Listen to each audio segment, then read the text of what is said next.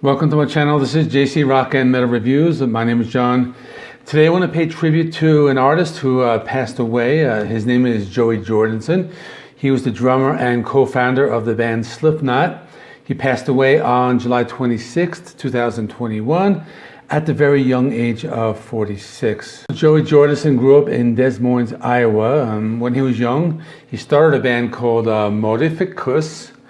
And that was a speed and thrash metal band. That was his first band. They did have a few minor releases in the early 90s. That band broke up, and he was in a few other bands for a short period of time. Then in 1995, he formed the band Slipknot with Sean Crahan and Paul Gray. So their first album is actually called Mate, Feed, Kill, Repeat. The band doesn't really recognize this as their first album. They kind of consider their self-titled one from 1999 as their real debut, and they consider this to be a demo, but this is actually their first album. It had a different vocalist. His name was Anders Kolsefni, and it had other guitarist Donnie Steele and Josh Nar Brainard. This album was only pressed for 1,000 copies at first. And this album goes for very high prices now, since the band Slipknot is very popular. So this album did have kind of a different sound. They did mix elements of funk, jazz, and disco with a heavy metal sound. Since then, they released 6 albums.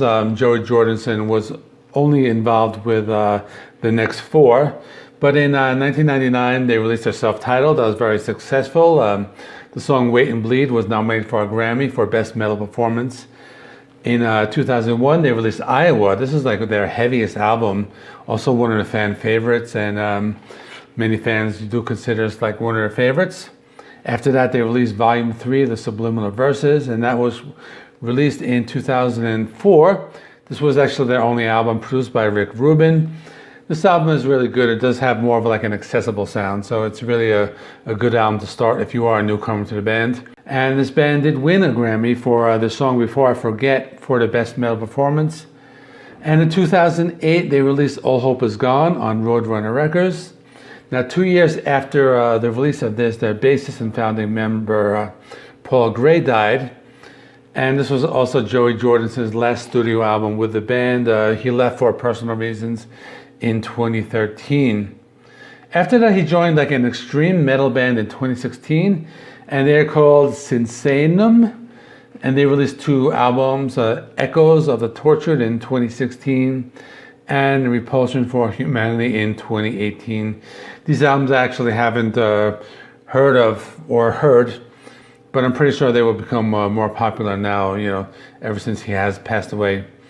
So he did pass away at the very young age of 46. He will be missed in the metal community. And that is all for now. I probably will be doing a Slipknot ranking in the near future.